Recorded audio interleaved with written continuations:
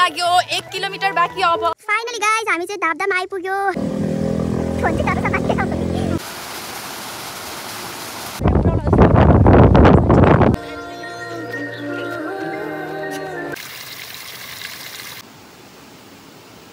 0.5 बाट त होइन होला नि अब के भन्नु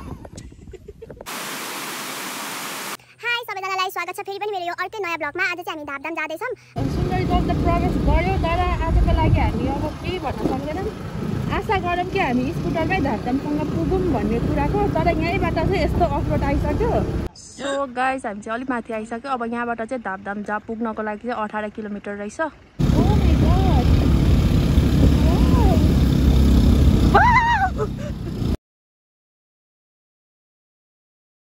सो गाइस तपाईहरुले चाहिँ बाटो देखिहाल्नु भयो एकदमै अफरोड चाहिँ अब हामी चाहिँ अफरोडमा प्रवेश गरिसक्यौं अफरोड चाहिँ छ तर अहिलेसम्म त चलाउन सकिने नै छ हेर्दै जाम कस्तो हुँदै रहेछ अनि त्यही अनुसारमा तपाईहरुलाई लास्टमा रिकमेन्ड गर्छु तपाईहरुले स्कुटर लिएर आउनुहुन्छ कि हुँदैन भनेर हामीले चाहिँ करिब सुन्दरी जलदेखि 1.5 घण्टाको बाटो चाहिँ हामीले स्कुटरमा राइड गरेर यहाँसम्म आइपुग्यौं अब यहाँबाट चाहिँ 7 किलोमिटर बाँकी रहेको छ धापधाम पुग्न तर रोडको कन्डिसन चाहिँ अलिक नराम्रै भएको कारणले हामीले चाहिँ स्कुटर यतै पार्क गरेर चाहिँ अब चाहिँ हामी पैदल यात्रा गर्दै छौं नाच्दै जाने हो अब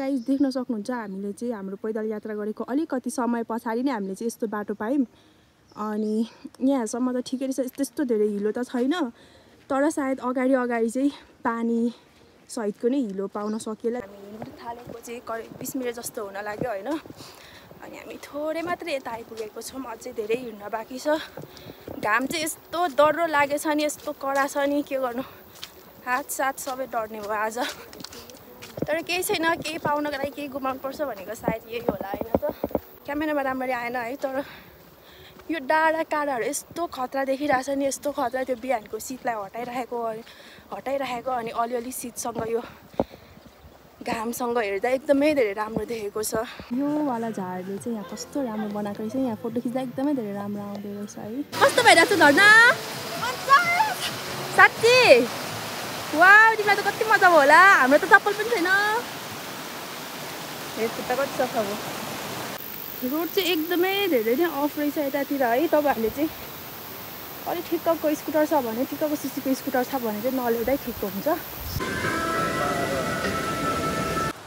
हाई हामी चाहिँ अलिकति मासिएर आइसक्यौँ अब 5 किलोमिटर बाँकी छ माथि पुग्नको लागि अनि बाटो चाहिँ एकदमै धेरै खतमै छ लास्टै धेरै हिलो छ त्यही भएर तपाईहरु हाइक आए पनि गाडीमा के अरे बाइकमै राइड आए पनि जेमा आए पनि चप्पल लगाएर आउनु भयो भने चाहिँ तपाईहरुको लागि एकदमै धेरै राम्रो हुन्छ भन्ने कुरा चाहिँ हामीले अहिले आएर थाहा पायौँ टाढा हैन धेरै नै टाढा रहेछ बडी शुद्ध भोक पनि लाग्न थालिसक्यो पुग्दैन त डेस्टिनेसन हाम्रो दुईटा दाजुहरू हराएर फेरि बेहाल छ के भन्ने जङ्गल चाहिँ यस्तो राम्रो छ नि यस्तो राम्रो यो गर्मी महिनामा यहाँभित्र छिर्न बित्तिकै चिसो एक प्रकारको चिसोपन आउँछ क्या अनि यो हामी जुन बाटो हिँड्यौँ नि हैन यो बाटोमा चाहिँ के छ भने यो चाहिँ हाम्रो यो चिसापानी रोड छ तपाईहरुले म्यापमा हेर्नुभयो भने यो रोडको नाम चाहिँ चिसापानी रोड भनेर देखाउँछ तपाईहरु यो रोड आउनुभयो भने पनि राम्रै हुन्छ थाहा छैन अर्को बाटो त कस्तो छ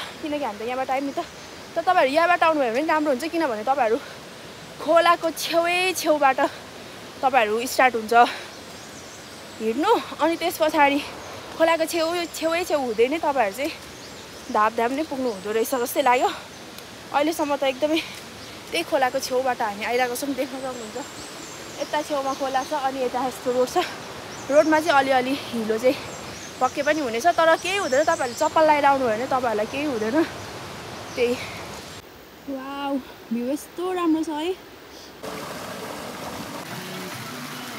अलिकता माथि आएपछि तपाईहरुले यस्तो क्युट नासपाती पनि खान सक्नुहुन्छ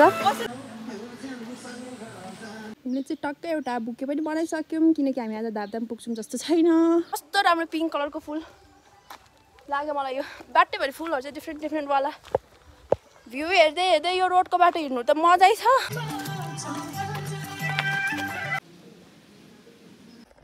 फाइनली अब 1 किलोमिटर बाँकी छ तर खुट्टा दुखेर अलिकति हालत चाहिँ बेहाल नै भइसकेको छ। अब कसरी फर्किने भनेर अब यहाँनिर अलिकति चिन्ता।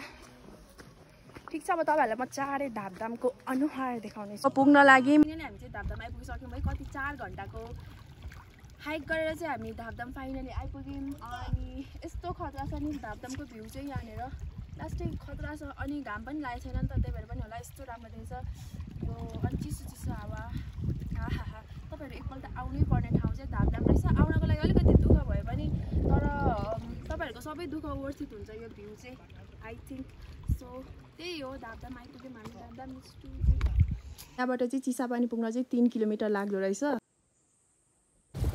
ओ माई गड, यस्तो मिठो हावा आइरहेछ नि, तर पानी पनि पर्न लागेको छ। चिन्ता पनि छ एक प्रकारले, तर यो हावाले यस्तो राम्रोवाला भाइब दिइरहेछ नि। अनि look at here, this is looking so good. अनि यता चाहिँ अब पानी पर्न लाग्यो है। थाहा छैन अब हामी के गर्छौँ भन्ने कुरा। राम्ररी फोटो पनि खिच्न पाएको थिएन। अब के गर्ने, अब के हुन्छ भन्ने कुराले के लागिरहेछ। एक हिसाबले रमाइलो रहेछ भनौँ, गाडो पनि हुन थाल्यो होइन। तर यो भ्यू चाहिँ यस्तो खतरा देखेछ नि, यस्तो खतरा हावा चलिरहेछ क्या यहाँ। हावाले उडाउन जस्तै भइसक्यो भने चाहिँ यहाँ बसिसक्यो। अब हामी यहाँ अलिकता खाजा खान्छौँ। सो गाइस, हामीले चाहिँ खाजा खान थाल्यौँ। यो चाहिँ कफी। फाइनली गाइस, हामी चाहिँ धामधाम पुगेर पनि घुमेर पनि आइसक्यौँ। आजको दिन एकदमै राम्रो थियो। धामधाम एकदमै धेरै राम्रो छ। तपाईँहरू सबैजनालाई म आउनु भनेर चाहिँ सजेस्ट गर्छु। अनि तर बाटो चाहिँ अलिकति यताउता भयो पनि यहाँको भ्यू एकदमै खतरा छ। जति दुःख पाए पनि यहाँ आएपछि सुखै मिल्छ तपाईँहरूलाई। हामीले घाम, पानी, हावा हुरी सबै खायौँ। हामी चाहिँ के भन्छ धामधाम छोडेको यता घर फर्केको 10 मिनट जस्तो भयो हिँडेको। तर अब पानी पर्ला जस्तै भइसक्यो, अलिअलि पर्न नै थालिसक्यो है। त्यही भएर पानी पऱ्यो भने चाहिँ तपाईँहरूलाई अलिकति गाह्रो हुनसक्छ। त्यही भएर तपाईँहरू चाहिँ म चाहिँ के सजेस्ट गर्छु भने यसो मजाले वातावरण चाहिँ बुझेर चाहिँ पानी नपरेको दिन आउनुभयो भने चाहिँ एकदमै राम्रो हुन्छ। हुन त पानी परेको वालाको मौसमको रमाइलो पनि एक प्रकारको एकदमै राम्रो हुन्छ। त्यही पनि अलिकति दुःख चाहिँ हुन्छ। त्यस कारणले तपाईँहरू चाहिँ कस्तो छिटो बोलेमा तपाईँहरू घाम लागेको दिन आउनु भने राम्रो हुनेछ। अनि लास्टमा चाहिँ के भन्छु भने Dhamdham is the place where you must visit once in your life. यति भन्दै मेरो भ्लग चाहिँ आज यहीँ एन्ड गर्छु है त। ल बाई सबैजना।